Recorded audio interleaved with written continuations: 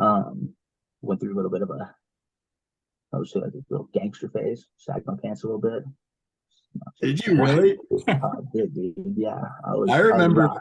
a Kyle phase after we saw the movie Boys in the Hood, and you went out that next day and bought two subwoofers and an amp for your Uh, 1999 Dodge Ram 1500 that we referred to as Ronald, and you were rocking subs in that what a American poor, you had. what a poor choice in my life.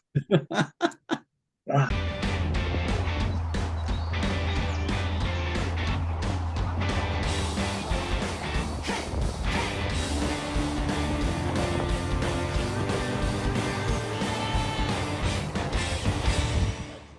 but we're losing time. All right, we're recording. All right, everybody. Everybody, as in, I think we have one subscriber right now. So, back to the podcast. We did decide on a name, the 20 something podcast. Shout out Sal for coming up with that. Shout out to all the other podcasts that have a pretty similar name. We're going to be better.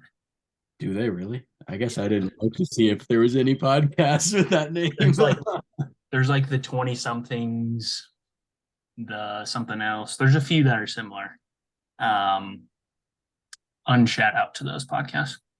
Yeah, absolutely. Unsubscribe from there. Yeah. We didn't even touch on like what I know we talked about a few things in the first episode about like what we were talking about maybe naming it, but for those wondering, we all kind of share ideas about where where we're at in life right now and like where we want to be and how to get there. And like this is kind of like our foxhole group.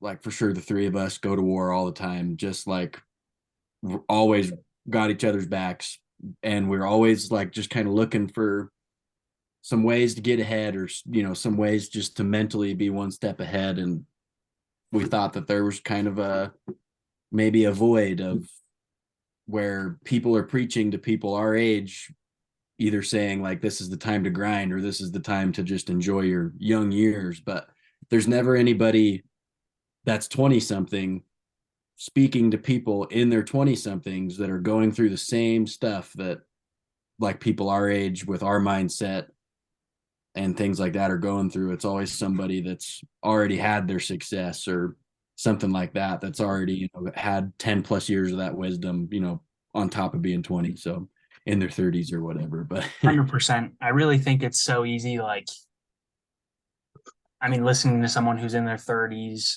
talk about their success and like how hard they worked in their 20s.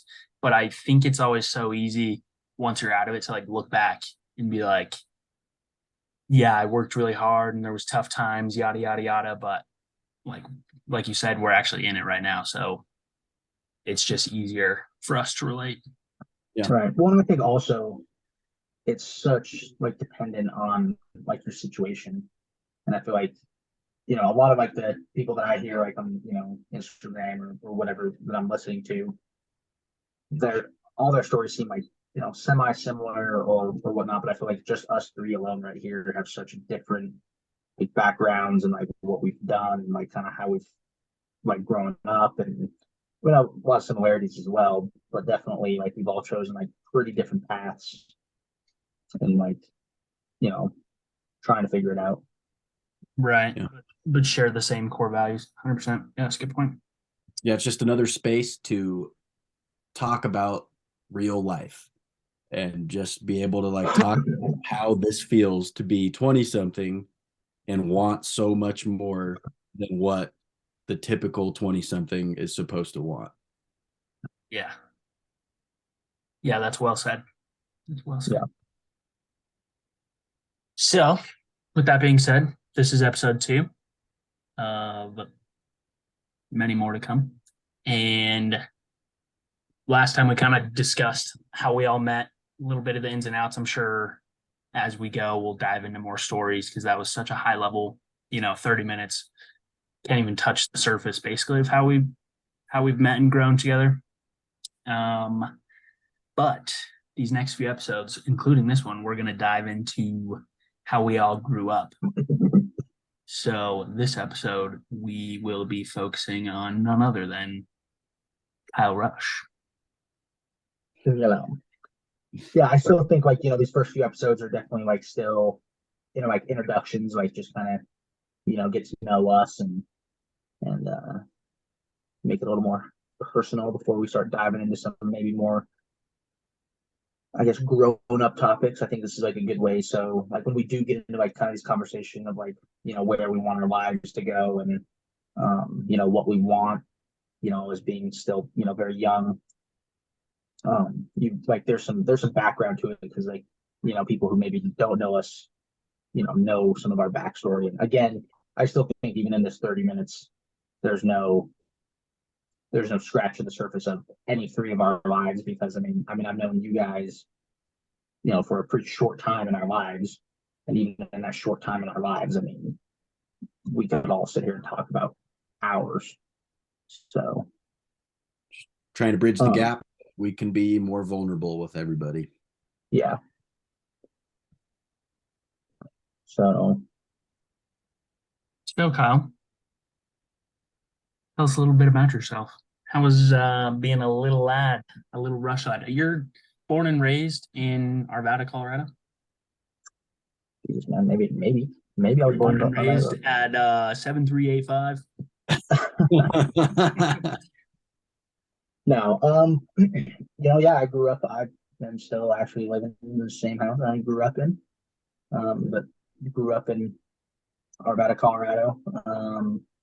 Went to I went to Van Arsdale and Oberon, then RV. But I think like when I was real young, sports were pretty. Sports have always like definitely driven a lot of my young adult life, and even obviously before that.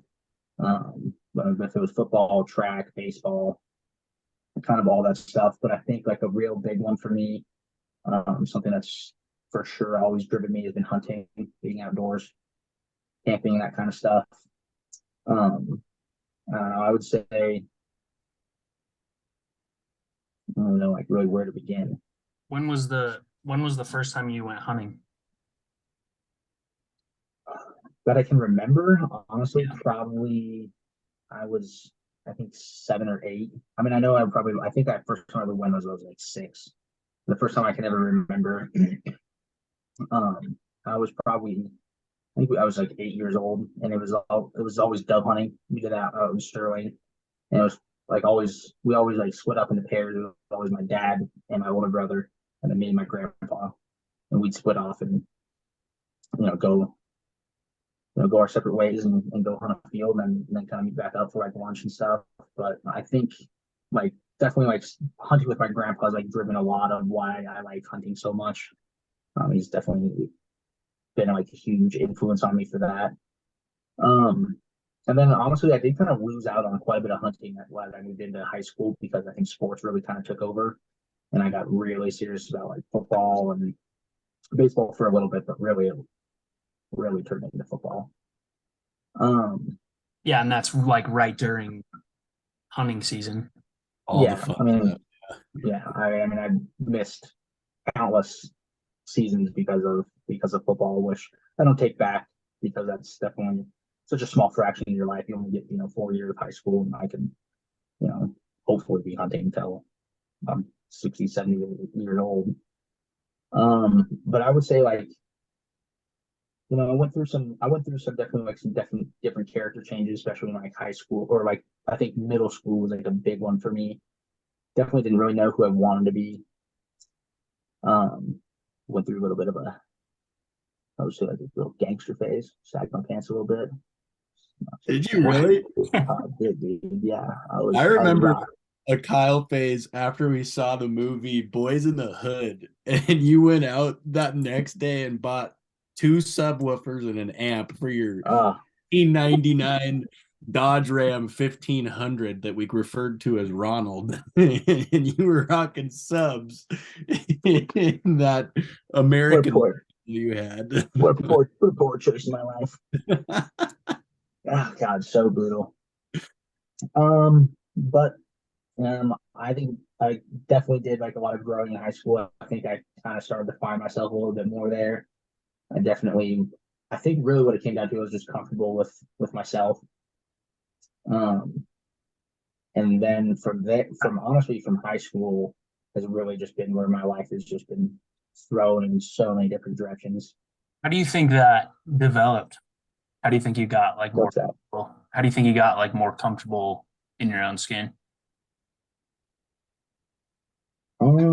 Honestly, I think it came down to what I wanted my values to be.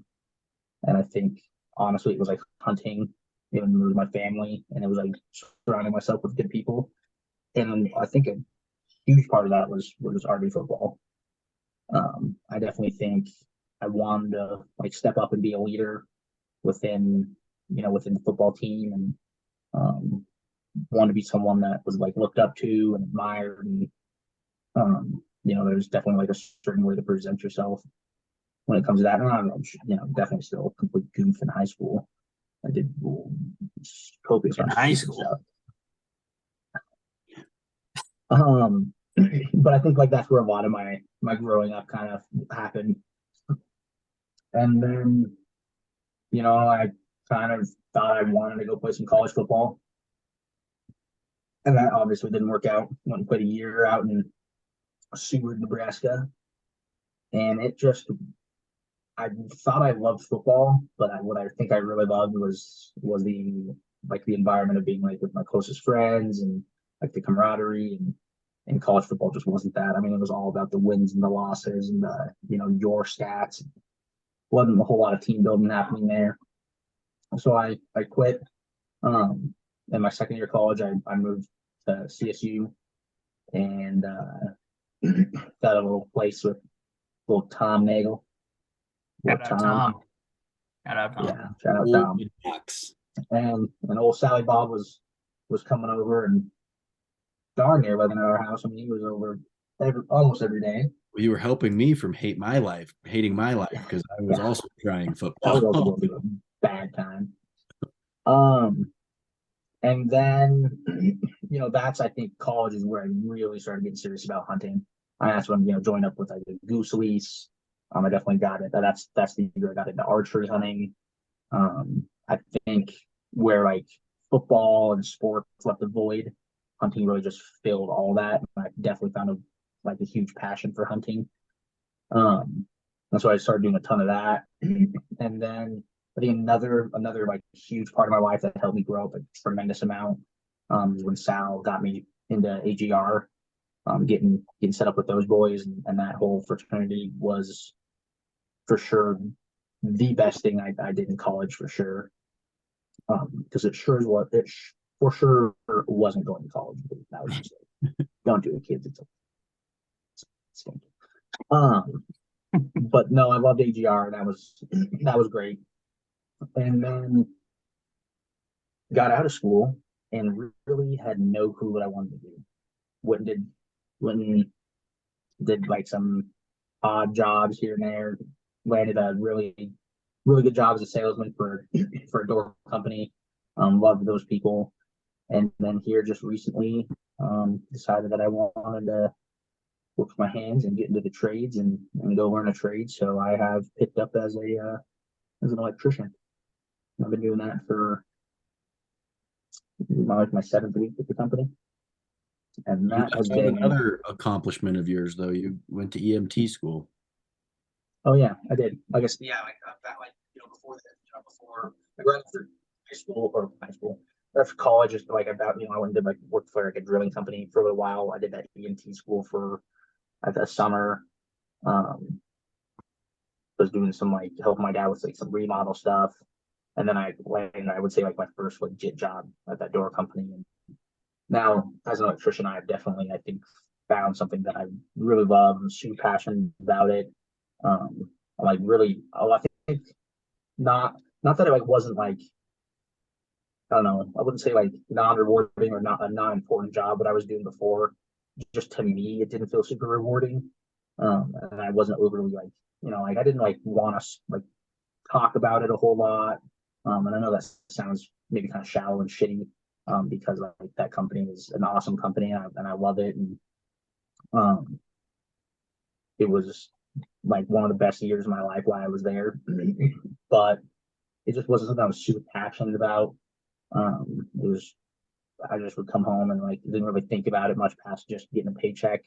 And this job definitely has been the exact opposite of it. Like I feel super rewarding, super fulfilling. Like I'm learning a ton. I'm growing in the position a lot. So it's definitely something that I think really kind of stepped forward into and really loved it. Yeah, I mean, Heck yeah.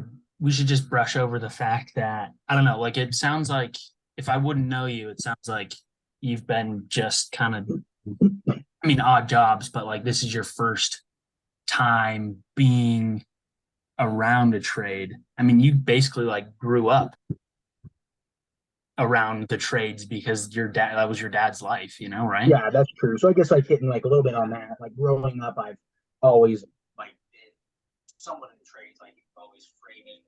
Like I've always done jobs with my dad. Even all through high school, we were building decks or building like deck covers. We were framing out basements. We were finishing basements. We in college for a summer, we gutted a whole house in Denver. Um, built a little like kind of like a little duplex on the side of the property and built that from the ground up. And we've done basements, we've done kitchens, we've done a whole bunch of stuff. So like I definitely had a lot of like carpentry work and stuff. And I think that's honestly like what pushed me away from trades. Um, like at first because like I grew up in it and I honestly didn't love it a whole ton while I was doing it. And maybe that's because I don't know if I wasn't good at it. I was just young and dumb. I I think a lot of it had to do with honestly me being young, probably a little immature, um, and not seeing like a ton of like always just working. I guess for my dad, like I never saw like a ton of growth with it. Like he was either like because you really can't truthfully go out and be a framer. Like you can go out and like start your own thing, do your own thing. But if you go to work for like a company and be a framer, like it's just not like it's a it's a very I would say um Bad time. diluted like it's a very diluted market just because anyone can do it. Like there's no like there's a difference between just like being like a carpenter and being like what my dad is. Like I mean, dude built our house. He built like the most beautiful custom cabinetry ever. So like he got into with that so young. I'm just so far behind that I think I just didn't see a future for myself in that, and I think that kind of turned me away from going into the trades.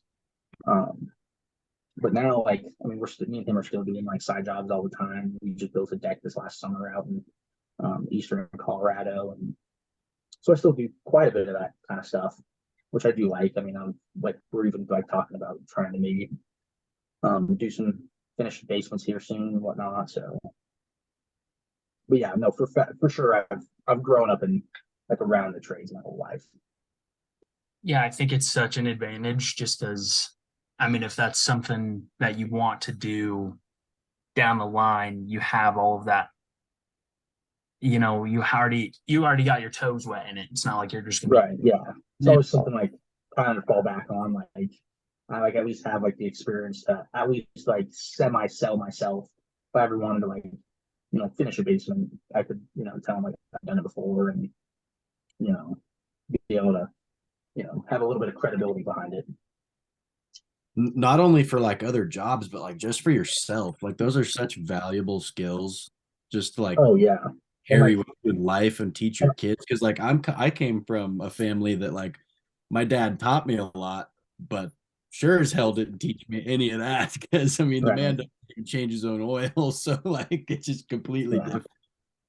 Well, and like, and that's definitely something like looking back, I had no appreciation for as a kid because I just kind of thought that's how everyone lived their life, and so I just assumed that's what everyone went through. But now that I'm like older and like know people's backgrounds and stuff, I definitely like realized like that was a huge advantage for me to like learn all that kind of stuff. And I mean, like even like some of the guys that I work with now, like they're super green, super newbies, don't know how to read a tape measure. Like they stick a tape measure on something and they like don't know what dash what that like what the 16ths are, eighths, I mean they're clueless on it, or they're like sitting there like having like count like 16, you know, like, please, buddy, come on. But again, like that's just like something that I grew up knowing how to do because like I had the measurements for my dad to cut stuff, and if you got it wrong, then just kidding, Dad. Look, That I mean, I was going to say this earlier, but that could be another reason that you didn't want to, or like you didn't have an appreciation for it, and like didn't see yourself having a future with that. Because working with family's tough. I dude, mean, it is. It I've all never had to is. work with my family necessarily, but like in my line of work, that's people work with their family and then take the ranch over. But like a lot of times, one of the generations doesn't want to take it over because of some stuff that happened with their family. Right. And like, It's always tough because it's like you're trying to like you're there to make money and it's there like and it's a business, but you also have that thing and you can't just no matter and if anyone I would assume anyone who says otherwise it would be hard for me to believe them. But there's no like just switch you can turn off. There's no mhm. you don't just walk into a job with your family and just switch off the family part and it's just business. Like it just doesn't happen. I don't think it does, and it's never been like that for me.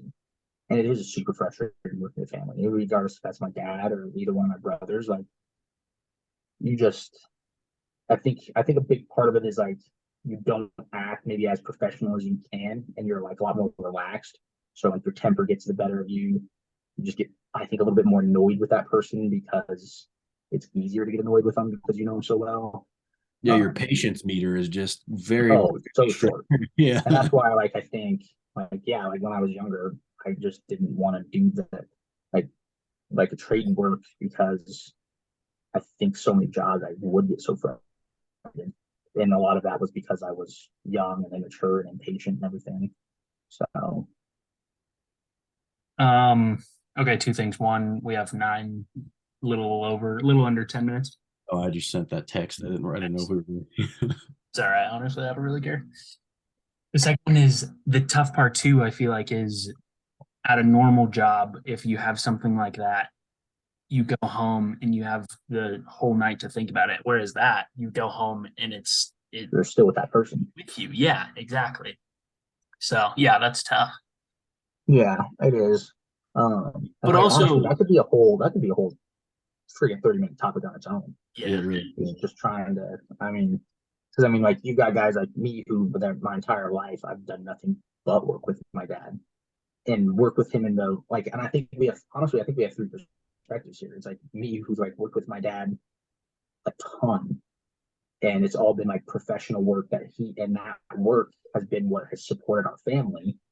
And then someone like Sal, like he said, he's never had to work with his dad at all, so there's that perspective. And then Colby, there's your dad where you worked with him a ton, but it wasn't for like a professional environment. It was just a around the house type of thing. And I think that's three totally different outlooks on our lives.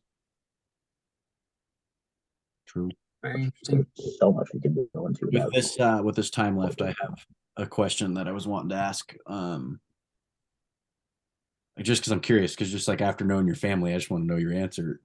So, if like looking back, who would you say was your inspiration, not only for like, sort of basing your values, but where'd you get your work ethic and like who did you look up to in that respect growing up and even now?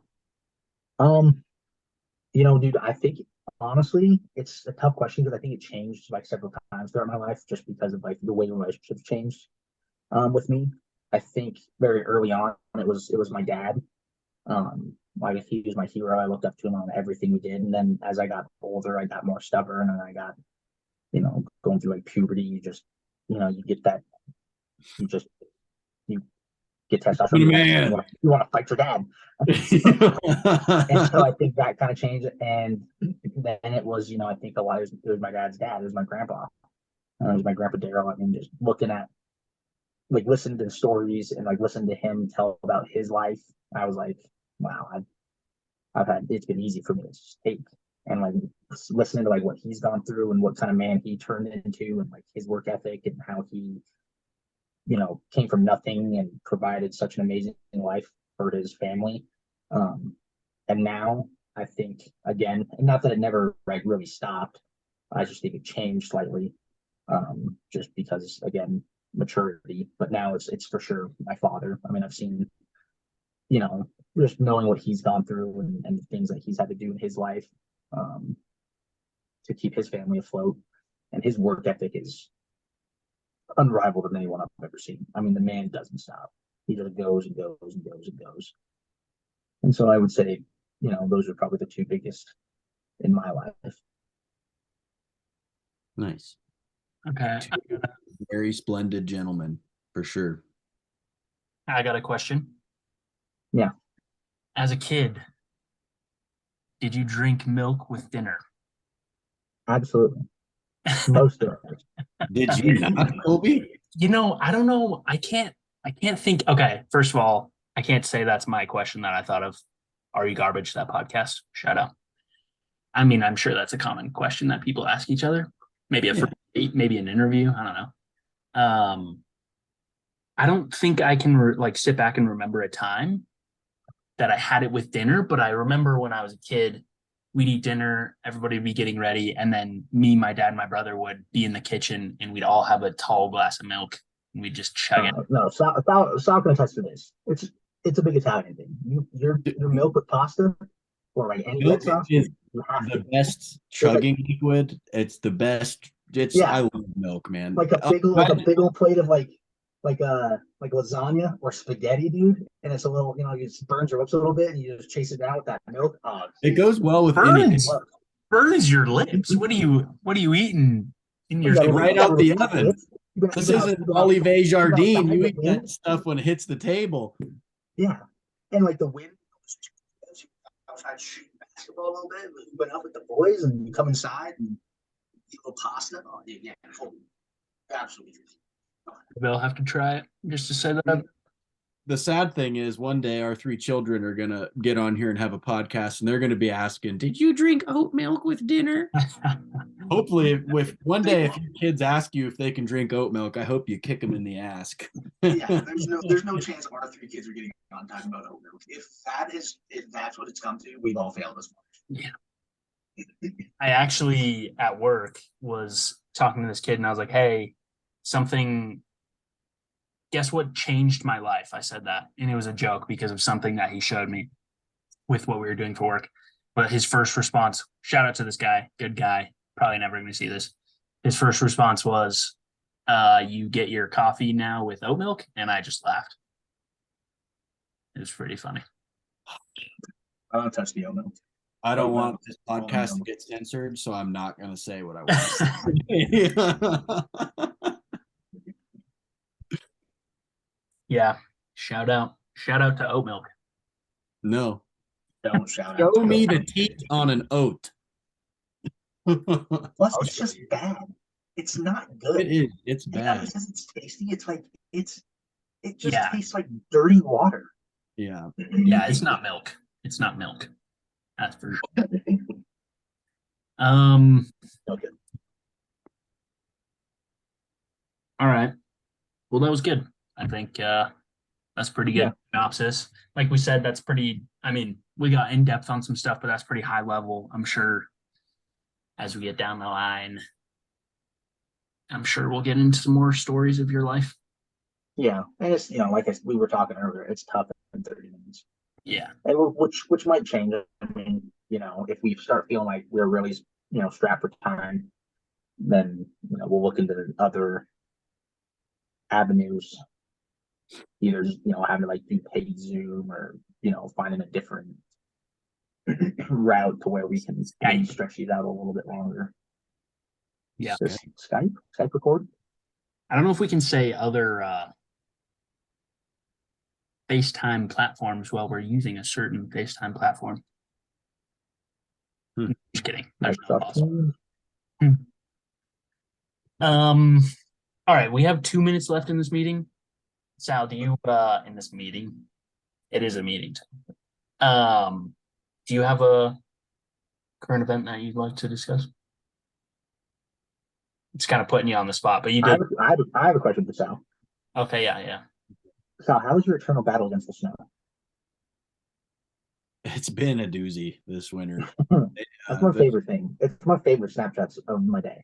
well, so Like like either today, watching you stuck in it, yeah, moving it, or just being frustrated by it. yeah, It's good. it's because there's multiple feet of it, and then it freezes, and then it melts, and there's a false bottom, and you'll fall right through it. It doesn't care who you are.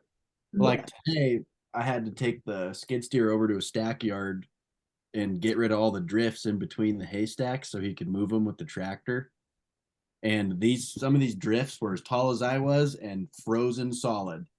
Like you'd hit it with the skid steer. I almost put my head through the windshield because I thought it was gonna be soft and it was not.